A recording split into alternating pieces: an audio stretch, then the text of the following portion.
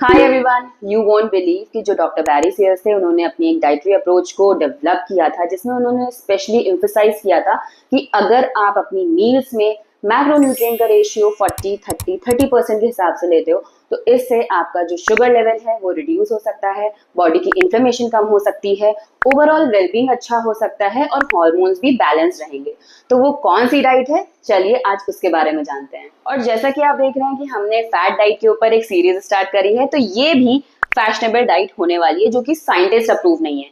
तो अगर आपका मन है इस डाइट को फॉलो करने का तो अपनी क्वालिफाइड डाइटिशियन से कंसल्ट करें या फिर कांटेक्ट करें हमें हमारे इंस्टाग्राम पेज पे, और गूगल के through by the name of diet nature clinic आप हमसे कनेक्ट कर सकते हैं एंड अपनी अपॉइंटमेंट बुक करा सकते हैं। तो चलिए जानते हैं इस डाइट के कुछ health benefits, side effects with solution कि इसको कैसे फॉलो करना है। इसको हम जानते हैं जोन डाइट के नाम से, जिसमें आप देख सकते हैं कि आपको इस मील में 40% कार्ब्स, 30% प्रोटीन एंड 30% फैट को इंक्लूड करना है, जिसकी वजह से आपका वेट मैनेजमेंट अच्छे से होगा क्योंकि बैलेंस माइक्रोन्यूट्रिएंट रहेंगे और पोर्शन कंट्रोल करके आप खाना खाएंगे। बॉडी की सूजन कम होगी, जो आपका फिजिकल परफॉर्मेंस है वो इम्प्रूव होगा, साथ ही आपका इंसुलिन कंट्रोल रहेगा और मेंटल क्लैरिटी भी बनी रहेगी। अब बात करते हैं इसके साइड इफेक्ट की, जिसमें आपको कुछ विटामिन एंड मिनरल्स जैसे calcium, B vitamin, fibre and vitamin C जैसे न्यूट्रिएंट्स की डिफिशियंसी हो सकती है। शुरुआत में मैंने बताया कि इस डाइट में प्रोटीन और फैट पे ज्यादा ध्यान दिया जाता है, तो इसको किडनी और बीपी वाले पेशेंट बिल्कुल ना लें, क्योंकि हाई प्रोटीन की वजह से किडनी इश्यूज हो सकते हैं और फैट की वजह से बीपी की प्रॉब्लम बढ़ सकती है। इस डाइट को फॉलो करके शायद आपके एक्सपेंसेस डगमगा जाएं, क्योंकि अगर आपको फैट का कंजम्पशन अच्छा करना है तो उसके लिए मार्केट में फिश ऑयल्स और पॉलीफिनॉल सप्लीमेंट्स आते हैं जो कि एक्सपेंसिव होते हैं, और आप डाइट भी फॉलो करोगे तो उसमें भी कुछ ना कुछ आपके चेंजेस होंगे, तो इसको सोच समझ करके ही फॉलो करें। जो एथलीट्स हैं और स्पोर्ट्स में इंटरेस्ट रखते हैं तो ये डाइट उनके लिए सूटेबल नहीं है, क्योंकि इससे उनका कॉन्सेंट्रेशन और फिजिकल परफॉर्मेंस खराब हो सकती है। अगर आप इस डाइट को स्ट्रिक्टली फॉलो करने की सोच रहे हैं, वो भी लॉन्ग टर्म के लिए, तो ऐसा बिल्कुल ना करें, क्योंकि इसकी वजह से आपकी मेंटल हेल्थ पर नेगेटिव इम्पैक्ट पड़ सकता है। अब बात करते हैं इसके सोल्यूशन की और कौन से फूड्स पर आपको ज्यादा ध्यान देना है। कोशिश करें कि स्मॉल फ्रीक्वेंट मील्स लें। मैक्रोन्यूट्रिएंट बैलेंस के साथ साथ आपको लो ग्लाइसेमिक कार्बोहाइड्रेट फूड लेने हैं।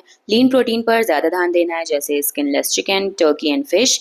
हेल्दी फैट्स जैसे ओमेगा 3 एंड पॉलीफिनॉल्स इंक्लूड करना है, ताकि बॉडी की इन्फ्लेमेशन होने से बचे। Subscribe our channel for more informative videos. Thank you for watching and don't forget to follow us on Instagram.